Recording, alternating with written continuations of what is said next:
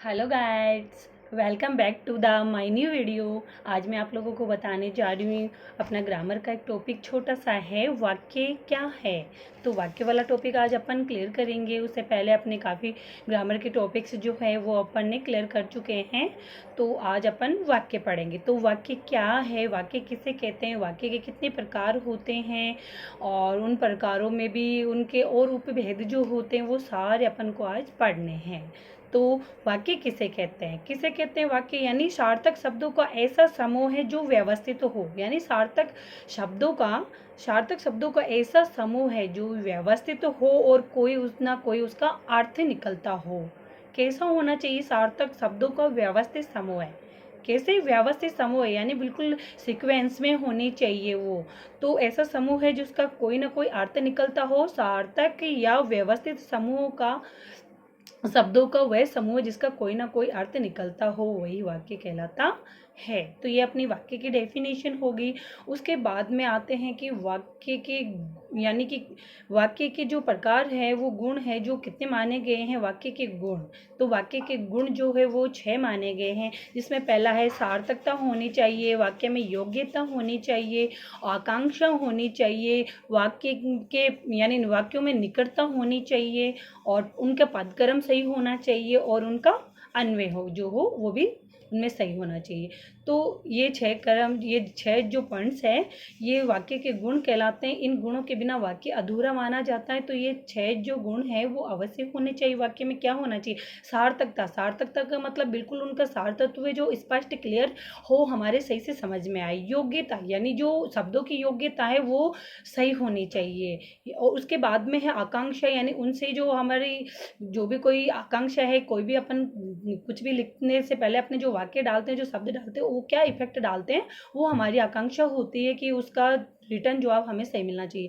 उसके बाद में हो निकटता, वाक्यों के बीच निकटता होनी चाहिए, यानी जो शब्द आप लिख रहे हो उनके बीच थोड़ी निकटता होनी चाहिए, नज़दीकी होनी चाहिए। निकटता का मतलब नज़दीकी होनी चाहिए। और पदक्रम भी उनका सही होना चाहिए, यानी पदक्रम यानी सीक्वेंस में जो होना चाहिए, क्रियाक्रम कर्ता जो है वो सही होना चाहिए, यानी उल्टा पुल्टा नहीं होना चाहिए। उसके बाद में अन्वय कहलाता है। तो अन्वय का मतलब यानी अन्वय का अर्थ होता है मेल या एक रूपता उनमें होनी चाहिए। अन्वय का मतलब होता है मेल या एकरूपता उनमें होनी चाहिए।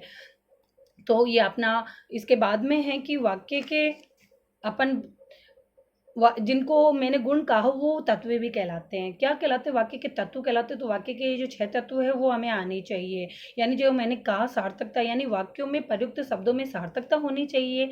उसके बाद में आकांक्षा, यानी दिन में काम करते हैं तो कौन लोग काम करते हैं, तो आकांक्षा होनी चाहिए। ये है दिन में काम कौन करते हैं, तो कौन लोग काम करते हैं, तो दिन में सभी लोग काम करते हैं, इसका रिटर्न जवाब हो जाएगा। उसके बाद में योग्यता, यानी सही कर्म, वो सही वस्तु का उसमें प्रयोग होना चाहिए, तो वो कहलाती है योग्यता। और आसक्ति या निकटता, यानी वाक्यों के जो पद कर्म होते हैं उनमें निकटता होनी चाहिए। तो ये क्लियर टॉपिक है। उसके बाद में आ गया कि वाक्य के अंग, यानी वाक्य के कितने अंग माने गए, तो वाक्य के 2 अंग माने गए हैं। यानी एक उद्देश्य के आधार पे, एक होता है विधेय, यानी उद्देश्य एंड विधेय। वाक्य के 2 अंग माने गए, पहला उद्देश्य और दूसरा विधेय है। उद्देश्य कहलाता है हमेशा कर्ता, जो भी कार्य कर्ता द्वारा किया जाता है वो उद्देश्य होता है। उद्देश्य किसके द्वारा किया जाता है, अक्षरकर्ता के द्वारा। यानी उद्देश्य क्या होता है, किसी का भी कोई उद्देश्य, तो उद्देश्य किसका डिसाइड किया जाता है, वो कर्ता का होता है उद्देश्य, कि कर्ता ये करना चाहता है, उसका ये उद्देश्य है, उसका ये मकसद है। उद्देश्य का मतलब मकसद। तो इसमें हो गया, यानी वाक्य के अंग जो है वो 2 माने गए हैं, यानी उद्देश्य और विधेय। तो पहला होता है, यानी इसमें जैसे कर्ता, तो कर्ता में जैसे मोहन हो गया, राम हो गया, गाय हो गई, उसके बाद में चाय, शाम, ये जो भी होते हैं जो जिसके माध्यम से किया जाता है वो उद्देश्य होता है, या अपन उनको कह सकते हैं कर्ता। कर्ता में संपूर्ण व्यक्ति वस्तु जो चीज़ें होती है वो आती है। उसके बाद में विधेय, यानी शेष जो बचा वाक्य होता है वो अपन उसको क्या कहते हैं, यानी उद्देश्य के विषय में जो भी कहा जाता है, उद्देश्य के विषय में जो भी कुछ कहा जाता है, जो शेष वाक्य, जो सेंटेंस शेष बचता है हमारे पास, उसी को अपन विधेय कहते हैं। यानी कर्ता द्वारा जो भी कार्य किया जाता है वो उसका जो, यानी कर्ता द्वारा जो भी कार्य किया जाता है उसका जो भी परिणाम मिलता है कर्ता को मिलता है। लेकिन जो बाद वाला जो सेंटेंस होता है, वाक्य जो बाद वाला बचता है शेष, उसको अपन क्या कहते हैं, उसको उद्देश्य कहते हैं। यानी उद्देश्य कहते हैं उसी के माध्यम पे, उद्देश्य के माध्यम से ही, यानी कर्ता का क्या उद्देश्य है। तो उद्देश्य हो गए, तो शेष जो बचता है उसको अपन यानी जो उद्देश्य कंप्लीट होने के बाद में, कर्ता का उद्देश्य कंप्लीट होने के बाद में जो भी कुछ बचा कुचा जो वाक्य होता है, उस सेंटेंस होता है, उसी को अपन क्या कहते हैं, विधेय कहते हैं। ठीक है, वो विधेय कहलाता है। यानी शेष जो बचता है वो उद्देश्य कंप्लीट होने के बाद में जो भी कुछ शेष बचता है, यानी कर्ता द्वारा जो कार्य उसका फल मिलने के बाद में जो भी कुछ वाक्य शेष बचता है, उसी को अपन क्या कहते हैं, विधेय कहते हैं। अब है वाक्य के भी दो भेद माने गए हैं। वाक्य के कितने भेद माने गए, अंग भी दो हैं वाक्य के, यानी उद्देश्य एंड विधेय। और वाक्य के जो भेद है, वाक्य के भेद भी दो माने गए हैं। यानी वाक्य के कितने भेद माने गए, दो। एक होता है रचना की दृष्टि से, एक होता है अर्थ की दृष्टि से। यानी वाक्य के दो भेद माने गए, रचना की दृष्टि से और अर्थ की दृष्टि से। रचना की दृष्टि से जो है उसमें तीन माने गए हैं, यानी सरल या साधारण वाक्य पहला हो गया, उसके बाद में मिश्र या मिश्रित वाक्य, उसके बाद में संयुक्त वाक्य। यानी सरल या साधारण वाक्य, मिश्र या मिश्रित वाक्य, और उसके बाद में है संयुक्त वाक्य, जो यानी कुछ वाक्य मिलके बनाए जाते हैं, वो संयुक्त वाक्य कहलाता है।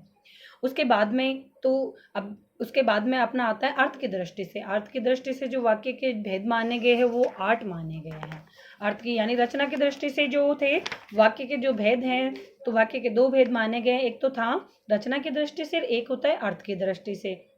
रचना की दृष्टि से जो वाक्य थे, रचना की दृष्टि से जो वाक्य थे वो तीन माने गए हैं, तो मैंने तीनों को कर दिया, यानी सरल या साधारण वाक्य, मिश्र या मिश्रित वाक्य, और लास्ट वाला तीसरे नंबर वाला संयुक्त वाक्य। उसके बाद में अर्थ की दृष्टि से वाक्य के जो भेद है वो 8 माने गए हैं। अर्थ की दृष्टि से वाक्य के कितने भेद माने गए, 8 भेद माने गए हैं। और उन 8 भेदों में जैसे विधानवाचक वाक्य, विधानवाचक वाक्य में यानी विधि का विधान है कि ऐसा होएगा, यानी विधि का विधान है ऐसा होएगा। आज बारिश या ऐसे चेतावनी के लिए पहले ही कह दिया गया था कि ऐसा तूफान आएगा, तो वो अलर्ट है, विधि का विधान है, यानी उन्होंने देखा, उसको फील किया, तो फैक्ट है कि वो आएगा ही। एक है निषेध, यानी निषेधवाचक वाक्य, यानी इस चीज के लिए निषेध है ऐसा नहीं होएगा। मैं यानी निषेधवाचक में हो गया, जैसे मैं आज विद्यालय नहीं जाऊंगा, निषेध है, रोक है, मैं आज विद्यालय नहीं जाऊंगा। फिर होता है तीसरे नंबर पे इसमें प्रश्नवाचक वाक्य। जो प्रश्नवाचक वाक्य में होता है कि आज के लेखक क्यों हताश है, क्वेश्चन है, इसमें प्रश्नवाचक वाक्य लास्ट में लगता है। यानी क्या आप मदन जी है, क्या आप स्टूडेंट हैं, तो यानी क्वेश्चन मार्क्स पीछे लग गया उसके, तो ये हो गया प्रश्नवाचक वाक्य। और विस्मयादि बोधक वाक्य, जो कोई भी ऐसी घटना जो हमें चौंका देती है, कुछ भी अपन पढ़े, अरे इतना लंबा सांप, हाय पहले कभी नहीं देखा, तो यानी ऐसे विस्मयादि बोधक वाक्य जो है वो यानी चौंकाने वाली घटना, उसको जैसे ही पढ़ते हैं तुरंत हमारे ऊपर बॉडी पे ऐसा इफेक्ट पड़ता है जिससे अपन चौंक जाते हैं। तो यहाँ पे विस्मयादि बोधक चिन्ह का भी इस्तेमाल होता है, जिसको एक लाइंस और नीचे डॉट के रूप में अपन मानते हैं। तो यानी विस्मयादि बोधक जो जिसको अपन पढ़ने पे चौंक जाते हैं, कोई ऐसी बात या ऐसी घटना, जैसे आहा कितना सुंदर दृश्य है, आहा यानी हाय राम ऐसा हो गया, ऐसा कैसे हो गया, तो जिससे चौंक जाए। उसके बाद में है आज्ञावाचक वाक्य, तो किसी चीज के लिए आज्ञा, जैसे आज्ञा दे देते हैं किसी को। आज्ञावाचक वाक्य यानी जो वाक्य आज्ञा यानी अनुमति, उपदेश जो सुनता है, आदेश आदि का बोध कराते हैं, उसे आज्ञावाचक वाक्य कहते हैं। जैसे आप चुप रहिए, आप ऐसा ना कीजिए, तुम यहाँ से दिल्ली जाओ, यह आज्ञावाचक वाक्य हो गया, यानी आज्ञा है। उसके बाद में छठे नंबर पे इसमें आता है अपना इच्छा सूचक वाक्य, यानी इच्छा सूचक वाक्य जो अपन किसी के लिए इच्छा व्यक्त करते हैं कि भगवान तुम्हारा भला होए, या ऐसा हम ऐसा चाहते हैं सभी का कल्याण होए, कोरोना महामारी जल्दी से इससे छुटकारा मिल जाए, तो ये हमारी इच्छा है, यानी ईश्वर से। यानी जिन वाक्यों से कर्ता की कामना या इच्छा व्यक्त होती है, आशा, इच्छा, अभिलाषा, कामना जो व्यक्त होती है, उसे इच्छा सूचक वाक्य कहते हैं। जैसे भगवान आप सभी का कल्याण करे, या भगवान आपको सफलता प्रदान करे, तो ये होगी क्या है, इच्छा सूचक वाक्य। उसके बाद में संदेहवाचक वाक्य 7 नंबर वाला संदेह है। संदेह यानी मौसम विभाग वालों ने बता दिया कि भारी बरसात या तूफान की चेतावनी पहले से दे दी, तो ये संदेह है कि वो किधर से निकले किधर से नहीं निकले, लेकिन फैक्ट आएगा, लेकिन संदेह है। तो जैसे संदेह शायद वह मेरे पैसे दे दे, किसी ने ले रखे तो भगवान जाने वह आएगा भी या नहीं आएगा, तो संदेह है। कोई चीज़ आज मेहमान आने वाले हैं, संदेह है, तो क्या पता कि आए या ना आए, तो वहाँ पे होता है संदेहवाचक वाक्य। उसके बाद में 8 नंबर वाला अपना लास्ट वाला जो है वो संकेतवाचक वाक्य है, इशारा करना, किसी की तरफ इशारा करना, संकेत करना, इशारा करके समझाना। यदि वह काम करना चाहे तो हमें कोई आपत्ति नहीं है।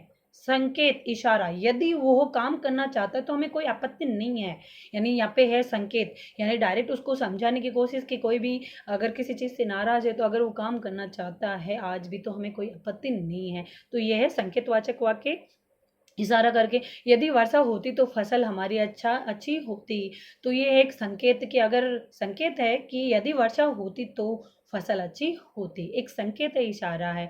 तो ये आज की वीडियो अपनी यहीं तक है। तो आप लोगों को वाक्य समझ में आ गया होगा कि वाक्य क्या है, वाक्य की क्या डेफिनेशन है, परिभाषा, यानी सार्थक और व्यवस्थित शब्दों का वह समूह है जिसका कोई ना कोई भाव या विचार हमारे द्वारा पूर्णतः व्यक्त किए जाओ और वो जाते हो और उनका कोई ना कोई सार्थक अर्थ निकलता हो, तो वह वाक्य कहलाता है। वाक्य के तत्व, मैंने कहा कि वाक्य के 6 तत्व माने गए हैं। वाक्य के 6 तत्वों में जिसमें पहला आ गया उसका सार्थकता, आकांक्षा, योग्यता, आसक्ति, जिसे निकटता कहते हैं, पद, कर्म या अन्वय हो गया। उसके बाद में वाक्य के अंग जो है वो 2 माने गए हैं, यानी उद्देश्य एंड विधेय। उद्देश्य जो भी कार्य किया जाता है वो कर्ता कहलाता है, जो कर्ता द्वारा कार्य किया जाता है वही उद्देश्य है। शेष जो सेंटेंस वाक्य बचता है उसको अपन विधेय कहते हैं। रिपीट कर रही हूँ मैं फिर से। उसके बाद में वाक्य के भेद, जो वाक्य के 2 भेद माने गए, तो रचना की दृष्टि से, यानी रचना लिखावट की दृष्टि से, एक होता है अर्थ ग्रहण करना, अर्थ की दृष्टि से, एक तो लिखावट यानी रचना की दृष्टि से, एक होता है अर्थ की दृष्टि से। तो रचना की दृष्टि से मैंने कहा कि 3 प्रकार के माने गए हैं वाक्य के, जैसे सरल या साधारण वाक्य, मिश्र या मिश्रित वाक्य एंड संयुक्त वाक्य। तो उसके बाद में है कि अर्थ की दृष्टि से, अब है अर्थ की दृष्टि से वाक्य की जो 8 भेद माने गए हैं, 8 भेद माने गए, उसमें है